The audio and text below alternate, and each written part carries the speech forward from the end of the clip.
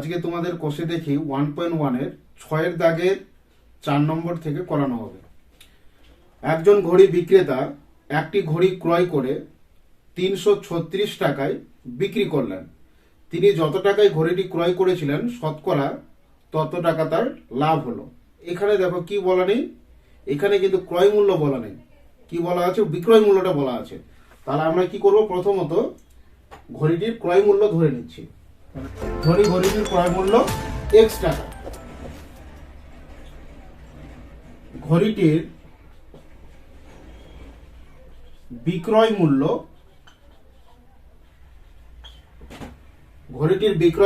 336 টাকা।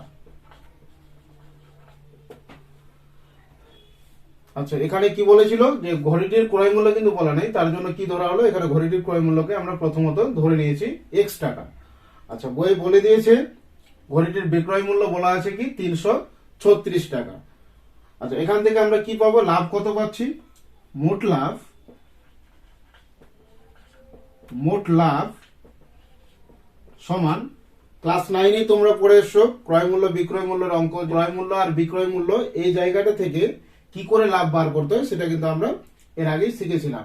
তাহলে মোট লাভ এখানে কিরকম ভাবে বার করা যেতে পারে, লাভ কখন হবে, নিশ্চয়ই কি ক্রয় মূল্যের থেকে বিক্রয় মূল্যটা বেশি।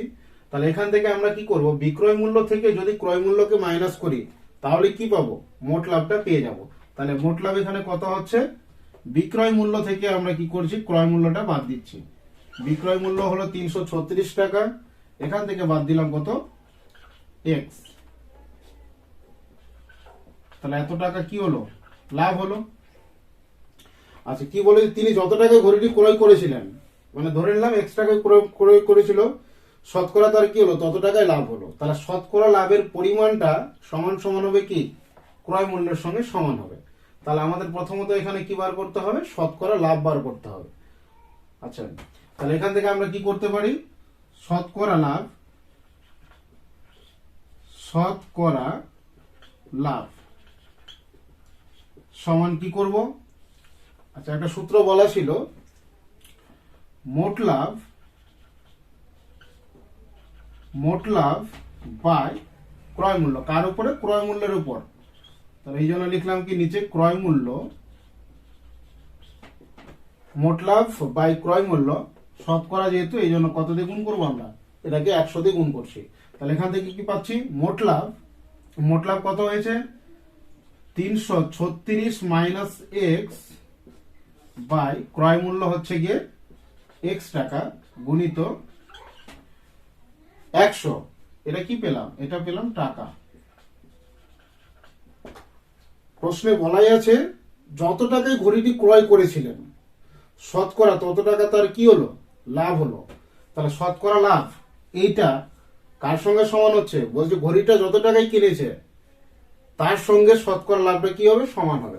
তাহলে এই শতকরা লাভের সঙ্গে আমরা কি করব, ক্রয় মূল্যটাকে কি করতে পারি, সমান করতে পারি। তাহলে এখানে আমরা কি লিখব, প্রশ্নানুসারে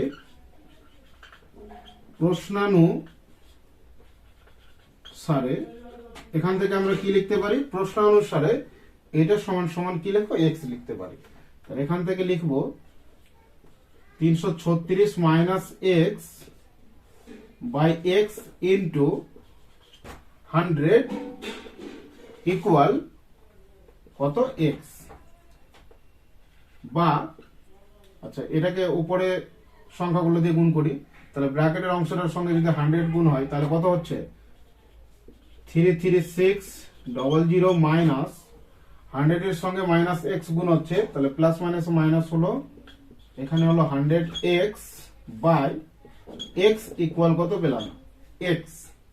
এবার বজ্র গুণন করে দাও, এটাকে বজ্র গুণন করলে কি হয়, বা আচ্ছা x এর সঙ্গে x এর গুণ হয়ে হলো x এর স্কোয়ার সমান x এর স্কোয়ার পেলাম, আর একের সঙ্গে যদি উপরেরটা গুণ করা যায় তাহলে উপরেরটাই পাচ্ছি, 33600 মাইনাস 100x, 33600 মাইনাস কি পেলাম, 100x।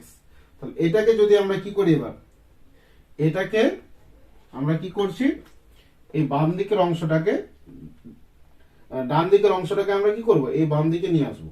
তাহলে কি লিখতে পারি, এক্স স্কোয়ার মাইনাস 33600। আচ্ছা, এটা যেহেতু মাইনাস আছে, এই প্রান্তে আসলে কি হবে, প্লাস হয়ে যাবে। 100x, ডান দিকে কিছু থাকছে না মানে কি থাকছে, 0। আচ্ছা, এটাকে একটু যদি সাজিয়ে লেখা হয় তাহলে কি হচ্ছে, x এর square plus 100x minus 33600 equal কত পেলাম, 0 পেলাম।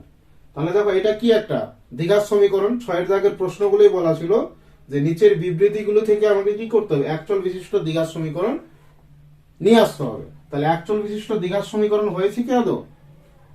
তাহলে দেখতে পাচ্ছি কি অবশ্যই একচল বিশিষ্ট দ্বিঘাত সমীকরণ হয়েছে। কারণ কি, তোমরা দেখতেই পাচ্ছ এখানে একচল বিশিষ্ট দ্বিঘাত সমীকরণের আকারটা কেমন, a x এর square plus px plus c সমান কত, 0।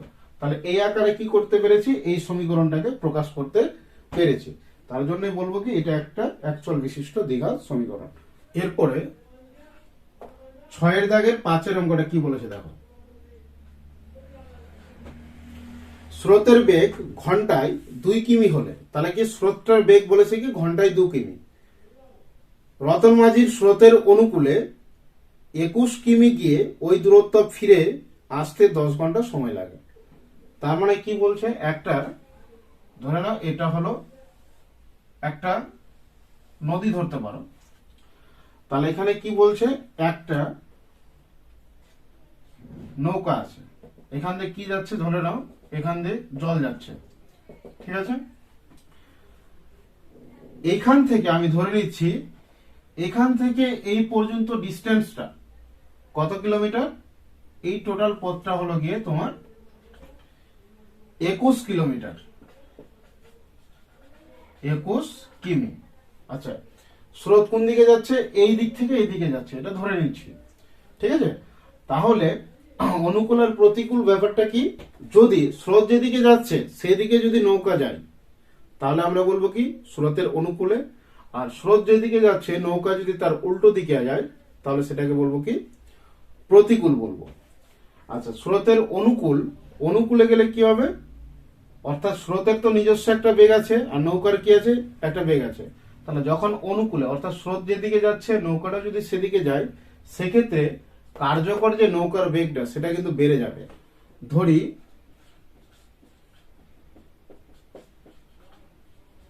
স্থির জলে নৌকার, স্থির জলে নৌকার গতিবেগ কত ধরছি, এটাকে x কিমি পার ঘন্টা। যেহেতু বেগের একক কি মিটার পার সেকেন্ড হয়, তো বড় একক এখানে কিমি পার ঘন্টা, যেটা দেওয়া আছে সেটাই ধরলাম। তাহলে কি স্থির জলে নৌকার গতিবেগ 1 ঘন্টায় কতটা যাচ্ছে, x কিমি যাচ্ছে। তাহলে স্থির জলে নৌকার গতিবেগ আমরা ধরে নিলাম x কিমি পার ঘন্টা। আর এখানে বইয়ে কি দেওয়া আছে, স্রোতের গতিবেগ,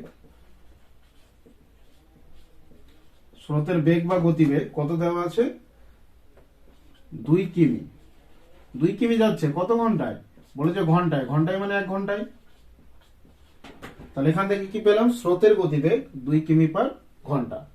আচ্ছা, এখানে আমরা কি লিখতে পারি, স্রোতের অনুকূলে, স্রোতের অনুকূলে নৌকাটির গতিবেগ, নৌকাটির গতিবেগ। স্রোতের অনুকূল কথাটার অর্থ কি, অর্থাৎ স্রোত যেদিকে যাচ্ছে নৌকাও সেদিকে যাচ্ছে। স্রোতের বেগটার সাথে নৌকাটাকে যেতে সাহায্য করছে কি স্রোতের বেগটা, তাহলে নৌকাটার বেগের সাথে স্রোতের বেগটা কি হয়ে যাবে, এক্ষেত্রে কিন্তু যুক্ত হয়ে যাচ্ছে। এই জন্য আমরা কি করব, যোগ করব। তাহলে স্রোতের অনুকূলে নৌকার গতিবেগ বলতে আমরা কি বুঝতে পারি, নৌকার তো নিজস্ব বেগ আছে প্লাস কি স্রোতটাও ওকে সাহায্য করছে। তাহলে টোটাল কি এখানে বেগটা কিন্তু বেড়ে যাচ্ছে। তাহলে স্রোতের অনুকূলে নৌকাটির গতিবেগ কত গিয়ে দাঁড়াচ্ছে, x প্লাস 2 কিমি পার আমরা লিখবো কত ঘন্টা। অর্থাৎ 1 ঘন্টায় স্রোতের অনুকূলে নৌকাটি যাচ্ছে কত x+2 কিমি। স্রোতের প্রতিকূলে উল্টো দিকে স্রোতের প্রতিকূলে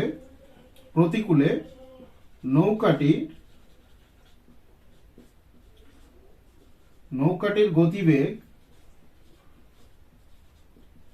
এটা কত হচ্ছে, স্রোতের প্রতিকূলে নৌকাটির গতিবেগ হচ্ছে এখানে, আচ্ছা ধরে নাও যে এখানে নৌকাটা এখন আছে, এখান থেকে এদিকে আসবে, তাহলে স্রোতের কি উল্টো দিকে, স্রোত যেদিকে যাচ্ছে বিপরীত দিকে আসছে নৌকাটা, তাহলে নৌকাটার বেগটাকে এখানে কি করবে, কমিয়ে দেবে।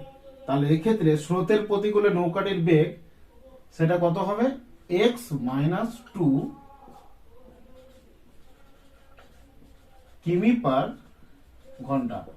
এখানে যেমন নৌকাটাকে স্রোতটা যেতে সাহায্য করেছিল অনুকূলে, এই জন্য প্লাস হয়েছে, প্রতিকূলে তাহলে কি নৌকাটার এগেনস্টে কাজ করছে, অর্থাৎ নৌকাটা যেদিকে আসছে তার উল্টো দিকে যেহেতু স্রোতটা বইছে, এই কারণে এখানে কি করা হয়েছে, প্রতিকূল কথার অর্থ হলো কি এখানে কিন্তু মাইনাস হবে, ঠিক আছে, অনুকূলের জন্য এখানে প্লাস হয়েছে, প্রতিকূলের জন্য এখানে মাইনাস হবে। তারপরে আমরা লিখবো 21 কিমি পথ যেতে নৌকাটির কত টাইম লাগছে, তাহলে একটা দেখবো আমরা স্রোতের অনুকূলে আর একটা দেখবো কি স্রোতের প্রতিকূলে। আচ্ছা মোট সময় কত নিচ্ছে, বইয়ে বলেছে 10 ঘন্টা, তাহলে তার সঙ্গে আমরা সমান করব। আচ্ছা তাহলে এখান থেকে আমরা বার করি স্রোতের অনুকূলে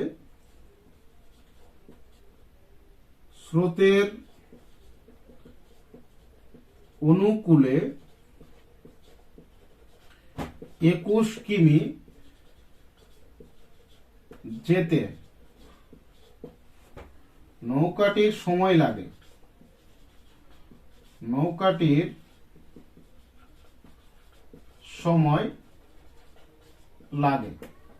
কত লাগবে, আচ্ছা দেখো এখানে কিন্তু আমরা বার করেছিলাম, অর্থাৎ বেগ সমান সমান আমরা কি জানি, বেগ সমান সমান হয় কি দূরত্ব বাই কি হয় সময় হয়। আচ্ছা যদি আমরা সময়টাকে এখানে লিখি বেগটাকে নিচে করি তাহলে কিরকম দাঁড়ায়, সময় সমান সমান হয়ে যাবে দূরত্ব বাই কি হয়ে যাবে বেগ। তাহলে দেখো এখান থেকে আমরা কিন্তু সময়টা লিখতে পারি, অর্থাৎ সময়টাকে যদি কোনাকুনি ভাবে তুলে দিলাম, এটা এখানে চলে গেল এটা এখানে, তাহলে সেক্ষেত্রে সময় সমান সমান কি দাঁড়াচ্ছে দূরত্ব বাই বেগ। তাহলে দেখো স্রোতের অনুকূলে 21 কিমি যেতে নৌকাটির সময় কত নেবে, তাহলে সময় লাগছে কতটা, আমরা একই রকম ভাবে সাজাবো, সময়ের সূত্র কি পেয়েছি দূরত্ব বাই বেগ, তাহলে দূরত্ব এখানে কতটা, সেই স্রোতের অনুকূলেই হোক বা প্রতিকূলেই হোক দূরত্ব সবসময় কতই থাকছে, এখানে 21 কিমি থাকছে, তাহলে দূরত্ব চলে গেল 21 উপরে। এবার নিচে আমরা কি দেখো বেগটা, স্রোতের অনুকূলের জন্য আমরা অনুকূলের বেগটা নেব, তাহলে হলো কি x+2। আচ্ছা এককটা কি হবে, টাইমের এখানে বলেছে কি ঘন্টা, এই জন্য আমরা ঘন্টা নেব। এবং স্রোতের প্রতিকূলে স্রোতের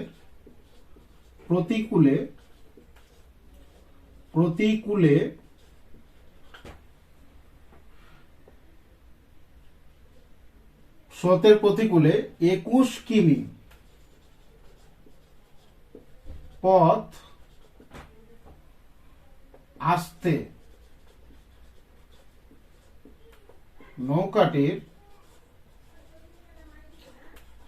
নৌকাটির সময় লাগে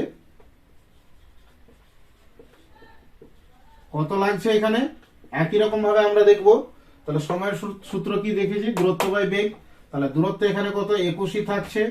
এবার এখানে বেগটা কিন্তু চেঞ্জ হয়ে যাবে, তাহলে প্রতিকূলে বেগটা আমরা বার করে রেখেছি কত x মাইনাস কত হলো x-2, তাহলে এত কি হলো এত ঘন্টা। আচ্ছা 21 কিমি যেতে যে টাইমটা লাগছে যে সময়টা লাগছে সেটা হলো 21 বাই x+2 এবং আসতে যে সময়টা লাগছে 21 বাই x-2 ঘন্টা। এবার কি বলেছে এই দুটো অর্থাৎ 21 কিমি গিয়ে আবার ফিরে আসতে মোট দেখো বইয়ে বলেছে কি 10 ঘন্টা সময় লাগছে, তাহলে এটার সঙ্গে যদি এটাকে যোগ করি সমান সমান কত ঘন্টা হওয়া উচিত, এখানে কিন্তু 10 ঘন্টার সঙ্গে সমান হবে। তাহলে এখান থেকে আমরা কি করতে পারি, প্রশ্নানুসারে বা শর্তানুসারে তোমরা যেটা লিখতে পারো, প্রশ্নানুসারে এখান থেকে লেখা যায় দুটো সময়কে যুক্ত করে দাও, তাহলে কি হলো 21/x+2 প্লাস 21/x-2 সমান পাচ্ছে কত ঘন্টা? বইয়ে বলেছে কত ঘন্টা? 10 ঘন্টা। তাহলে 10 এখানে সমান করে দিলাম, এটার সঙ্গে এটা যোগ করলে 10 ঘন্টাই হবে। সেটাকে একটু সলভ করি। বা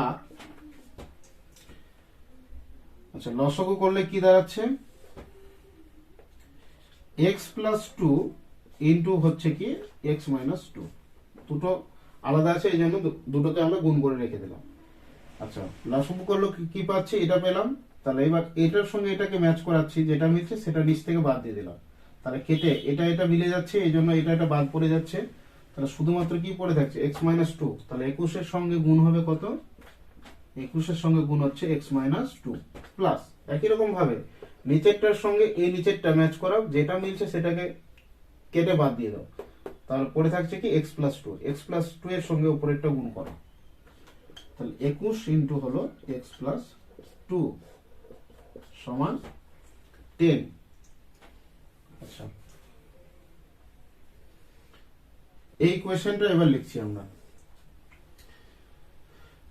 তাহলে এটার সঙ্গে এটা গুণ করে দাও, 21-এর সঙ্গে দুটাকে গুণ করলে 21x মাইনাস 21 দিয়ে কত হবে? 42। 21 দিয়ে হচ্ছে কত? 42 প্লাস 21 এর সঙ্গে x গুণ করলে হয় 21x প্লাস প্লাসে হলো প্লাস 21 দিয়ে 42। আচ্ছা, নিচে কত হচ্ছে? গুণ করে নিচ্ছি। এটা দেখো কি রয়েছে? a plus b into a minus b, এরকম সূত্রে রয়েছে। তাহলে a square minus b square হবে, প্রথমটার স্কোয়ার মাইনাস কি হলো? দ্বিতীয়টার স্কোয়ার। তাহলে x square minus 2a square সমান কত লিখতে পারি? 10। আচ্ছা, এখানে বা লিখবে। বা এবার দেখো উপর থেকে কি কাটছে? 42 কি হয়ে গেল? কেটে গেল, মাইনাস প্লাসে কাটলো। তাহলে 21টা x এর সঙ্গে আবার 21টা x যুক্ত হচ্ছে, তাহলে কত হলো? 21 দিয়ে 42x, নিচে গিয়ে থাকছে x স্কোয়ার মাইনাস 2 এর স্কোয়ার মানে 4 সমান কত হচ্ছে এখানে? 10।